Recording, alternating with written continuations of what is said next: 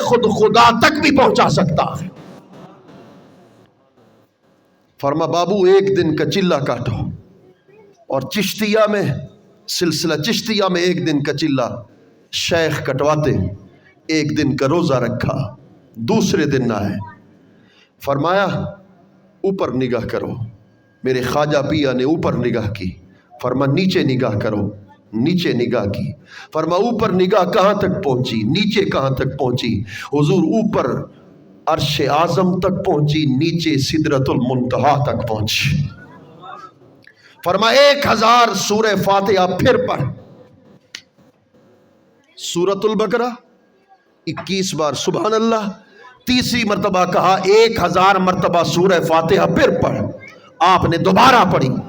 فرما پھر اوپر دیکھ، نگاہ کہاں تک پہنچی، حضور حجابات عظمت تک، عرش سے بھی اوپر نگاہ پہنچی۔ فرمایا کہ اپنی آنکھ بند کر۔ خواجہ غریب نواز نے آنکھ بند کی، مرشد نے ایسے 2 انگلیاں کی، خواجہ غریب نواز سے فرمایا اپنی آنکھیں کھول۔ میرے خواجہ غریب نواز نے آنکھیں کھولی، فرمایا 2 انگلیوں کے درمیان کیا نظر آ رہا ہے؟ ارے چشتیہ کا فیض دیکھو۔ خواجہ غریب نواز نے کہا خدا کی قسم مرشد، ایک دن کے بعد ایسے مقام پر آپ نے پہنچا دیا کہ 18,000 جہانوں کو میں نگاہ ولایت کے سامنے دیکھ رہا ہوں۔ اس کو امام رازی نے بیان کیا، اذا سار نور جلال اللہ تعالی بصرا لہ رأى القریب والبعید۔ اس کو شیخ عبد الکریم جیلی نے بیان کیا، اذا تجلی علیہ بصفت البشریت فیبصر جمیع الموجودات، کہ جب اللہ اس پر قوت بصارت کی تجلی کرتا ہے پھر ولی دور والوں کو بھی دیکھتا ہے، ولی قریب والوں کو بھی دیکھتا ہے، جمیع موجودات کو اپنی نگاہ ولایت کے سامنے دیکھتا ہے۔ حضور خواجہ غریب نواز کا مقام اور ان کے مرشد کا مقام دیکھیے، یہ چشتیہ کا فیض ہے جو آپ کی بارگاہ میں پیش کر رہا ہوں۔ خدا کی قسم میرے پیران پیر کا مرشد نماز پڑھتے تھے، ہر نماز کے بعد اللہ کی طرف سے آواز آتی تھی، میں تم سے راضی ہوں، مانگ کیا مانگتا ہے، مانگ کیا مانگتا ہے۔ آپ کہتے میں تجھ سے تجھی کو مانگتا ہوں، ہائے ہائے، میں تجھ سے تجھی کو مانگتا ہوں۔ جواب ملتا وہ تو ہو گیا، اور مانگ، اور مانگ۔ کہتے میرے سرکار کی گناہگار امت کو بخش۔ اللہ اعلان کر دیتا میرے عثمان، میرے ولی تیری شفاعت کے بدلے 30,000 محبوب کے امتیوں کو معاف کر دیا۔ ایک نماز کے بعد 30,000 امتی معاف ہوتے، اور کتنے سال نماز پڑھی ہوگی اور کتنے لاکھوں کو اللہ کریم کی بارگاہ سے بخشوا لیا ہوگا۔ ایک دن آتش کدہ میں پہنچے، آتش کدہ میں ظاہر ہے وہ آگ کی پوجا کر رہے تھے۔ ان سے فرمایا کہ روزہ افطار کرنا ہے، آگ تو دے دو۔ انہوں نے کہا آگ تو ہمارا خدا ہے، خدا تو کوئی کسی کو نہیں دیتا۔ فرما آگ تمہارا خدا ہے؟ کہا خدا ہے۔ اس کے سردار سے کہا گناہ کیا تم نے آج تک؟ اس نے کہا کوئی گناہ نہیں کیا، میں جب سے پیدا ہوا ہوں باشعور ہوا ہوں، اندر بیٹھا ہوں، میں بازار میں آج تک نہیں گیا۔ اس کا مطلب ہے کہ خدا تمہارا دوست ہے؟ اس نے کہا ہاں خدا میرا دوست ہے، میں خدا کا مقرب ہوں۔ فرما اگر آگ دوست ہے تیرا، خدا ہے، تو آگ میں ہاتھ رکھ، آگ میں ہاتھ رکھ۔ اس نے کہا یہ تو جلا دے گی۔ فرما عجیب ہے تیرا خدا جو اپنوں کو بھی جلا دیتا ہے، دوستوں کو جلا دیتا۔ اس نے کہا اس کی فطرت ہے جلانا۔ فرمایا فطرت ہے؟ کہا فطرت ہے۔ میرے پیران پیر کا مقام دیکھ، آتش پرست کے 10 سال کے بیٹے کو آپ نے گود میں اٹھا کر آگ کے اندر قدم رکھا، 2 گھنٹے میرے پینان پیر کا مرشد آگ کے اندر بیٹھا رہا، چاروں طرف سے آگ کا چکھا تھا، وہ آتش پرستوں کی دھاریں نکل گئی، یہ کیا کر رہے ہو، خدا کے لیے باہر نکلو۔ 2 گھنٹے کے بعد بیٹا اس کے حوالے کر دیا۔ آتش پرست کے سردار نے بیٹے کو چوما اور چوم کے کہا تمہیں آگ نے چھوا تو نہیں؟ اس نے عجب بات کی، اس نے کہا ہوں آتش پرست کا بیٹا، مگر آج اس مقام پر پہنچا ہوں کہ اگر ولی کی گود میں کوئی بیٹھے تو آگ آگ نہیں ہوتی، اس کے لیے گلے گلزار بن جایا کرتی۔ نعرہ تکبیر، نعرہ رسالت، نعرہ حیدری۔ میرے خواجہ غریب نواز نے، میرے خواجہ غریب نواز قدس سر العزیز مرشد نے کہا بابو سفر کرنا ہے، مگر شرط یہ ہے کہ رات کے وقت، سردیوں کی راتیں ہیں، جب بھی پانی طلب کروں گا گرم پیش کرو گے، حضور گرم پیش کروں گا۔ کچا مٹکے کو توڑا، اس پر آگ کے کوئلے رکھے، اس کے اوپر برتن رکھا، برتن کے اندر پانی، اس کو سر کے اوپر رکھا، چل رہے ہیں، مرشد بھی چل رہے ہیں۔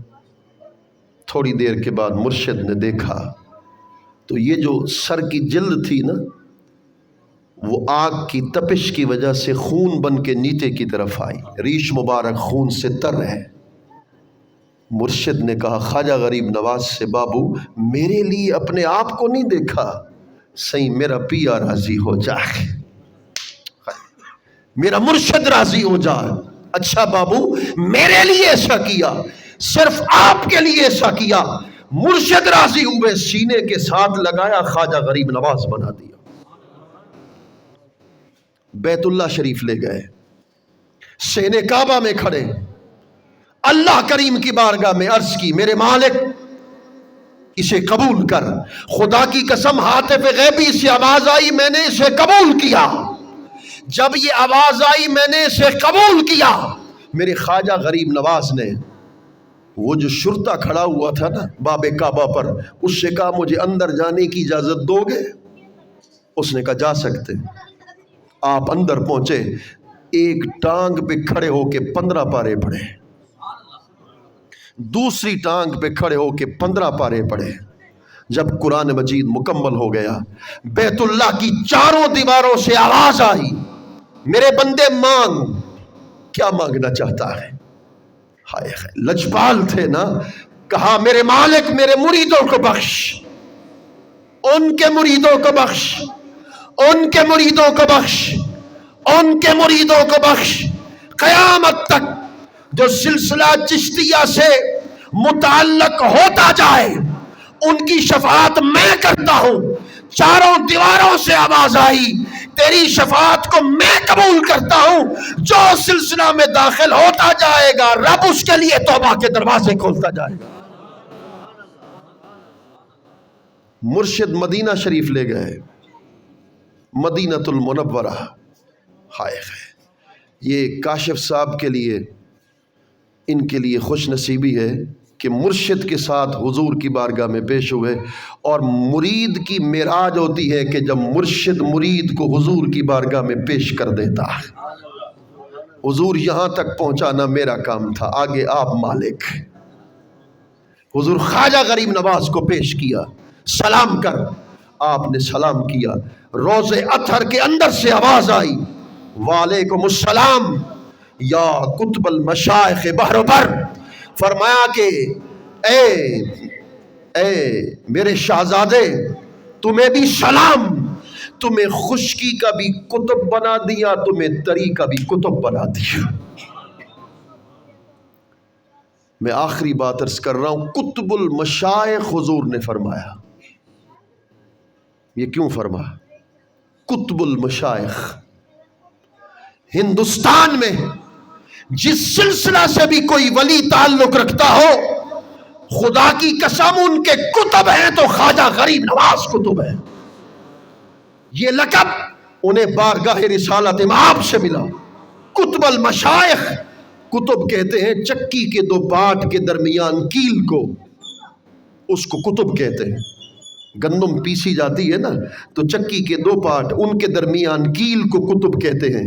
جو گندم کے دانے کیل کے قریب ہوتے ہیں وہ پسے نہیں جاتے، جو دور ہوتے ہیں پسے جاتے ہیں، اس کو کتب کہتے ہیں. کتب المشائخ کا مطلب یہ ہے، جو میں سمجھا ہوں، ہندوستان کے اندر جس سلسلے سے بھی کوئی ولی تعلق رکھتا ہوگا اس کو فیض ملے گا تو ہند الولی خواجہ غریب نواز کے در سے فیض ملے گا. حدیث میں آیا اللہ قیامت کے دن جمع اللہ اہل الجنت صفوفا، قیامت کے دن اللہ اہل جنت کو صف میں کھڑا کرے گا. متواخذون، امام بخاری نے کتاب التوحید میں اس حدیث پاک کو نقل کیا. متماسکون، ایک دوسرے کے ہاتھ کو پکڑے ہوں گے، قطار ہوگی، قطار بنے گی. لا يدخل اولہم حتی يدخل آخرہم، خدا کی قسم پہلا اس وقت تک جنت میں نہیں جائے گا جب تک آخری اس کے سامنے جنت میں داخل ہوتے نہیں دیکھ لیتا. بس آج کی اس محفل پاک کی برکتوں کے صدقے سے مانگ لیتے ہیں، یہی عرض کر دیتے ہیں جو سوئے من گزر آری، من مسکین زناداری، فدائے نقش نالے ند کنم جا یا رسول اللہ، یار سپاہیڑا آوس ماڈڑے کول.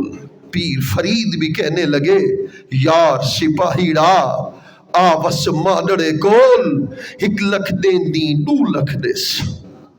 میرے بابا کہتے ہیں یہ کیوں فرما 2 ایک لکھ دین دی 2 لکھ دیسا؟ کیا مطلب؟ جب حضور آپ کی آمد ہو جائے گی تو یہ جہان بھی واری کر دوں گا، اگلے جہان بھی قربان کر دوں گا. 1 لکھ دے دی 2 لکھ دیسا، سہی ایک واری چا بول جو سوئے من گزر آری، من مسکین زناداری. میرے آقا، دنیا کا دستور ہے کسی کو منوانا ہونا تو اس کو اس کی اولاد کا واسطہ دیتے ہیں. جیسے قدرت اللہ نے کہا تھا میرے آقا آج یہ سب کوٹ چھٹا والے، بالخصوص یہ صاحب دعوت جس کے گھر میں آپ کی شہزادی سیدہ زہرا پاک کی فضیلت کا ذکر ہوا، آج ان کو وسیلہ بنا کر آپ کی بارگاہ میں عرض کرتے ہیں جو سوئے من گزر آری، من مسکین زناداری، فدائے نقش نالے ند کنم جا یا رسول اللہ، نسیمہ جانے میں بتہا گزر کن، زی احوالم محمد را خبر کن، زی محجوری برآمد جانے عالم، تراہم یا نبی اللہ تراہم. پھر اعلیٰ حضرت بھی کہنے لگے بکار خیش حیرانم، اغثنی یا رسول اللہ، پریشانم پریشانم.